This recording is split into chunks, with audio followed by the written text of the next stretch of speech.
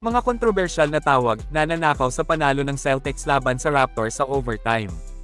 Ang Boston Celtics ay nagwagi sa isang kapanapanabik na overtime clash laban sa Toronto Raptors noong Sabado, ngunit ang mga huling sandali ng laro ay nasira ng isang serye ng mga questionable na tawag, gaya ng ipinahayag ng last 2-minute report ng NBA.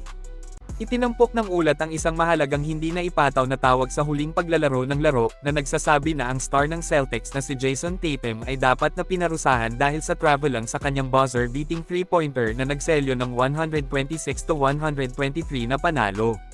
Gayunpaman, ipinahiwatig din ng ulat na ang guard ng Raptors na si Davion Mitchell ay dapat na parusahan dahil sa isang foul kay Jaylen Brown, ang star ng Celtics, bago ang shot ni Tatum.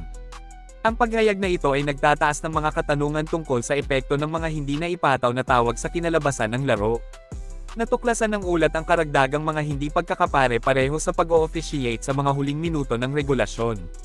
Sa huling pag-aari ng Toronto, ang center na si Jakob Poeltl ay nagkamali ng bola dahil sa isang pass out of bounds. Ipinakita ng ulat na si Tatum ay dapat na pinarusahan dahil sa foul kay Poeltl bago ang turnover, ngunit binanggit din na si Poeltl ay nagkamit ng 3-second violation na hindi napansin. Habang kinilala ng ulat ang mga hindi na ipataw na tawag sa magkabilang koponan, ang Celtics ay nakinabang mula sa game-winning shot ni Tatum. Tinapos ni Tatum ang laro na may 24 points, 11 rebounds, at 9 na assists, habang si Brown ang nanguna sa koponan na may 27 points at 7 assists. Si Poeltl ay nagkaroon ng isang career night para sa Toronto, na nag-score ng pinakamataas na 35 points sa laro at nakakuha ng 12 rebounds.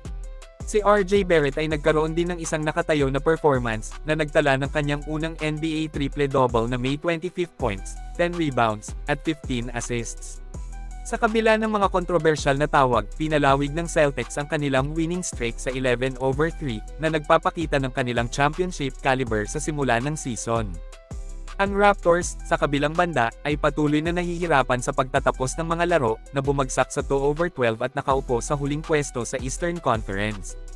Ang kawalan ng kakayahan ng koponan na samantalahin ang mga oportunidad, na sinamahan ng hindi pare-parehong pag-o-officiate, ay nagpahina sa kanilang performance sa simula ng season. Ang last 2-minute report ay nagsisilbing isang mahalagang tool para sa transparency at pananagutan sa NBA. Gayunpaman, ang ulat ay nagtataas din ng mga alalahanin tungkol sa epekto ng mga hindi na ipataw na tawag sa kinalabasan ng mga laro, lalo na sa mga malapit na laban. Habang nagpapatuloy ang season, kakailanganin ng liga na harapin ang mga alalahanin na ito at magsumikap para sa pare-parehong pag-o-officiate upang matiyak ang patas at integridad sa court.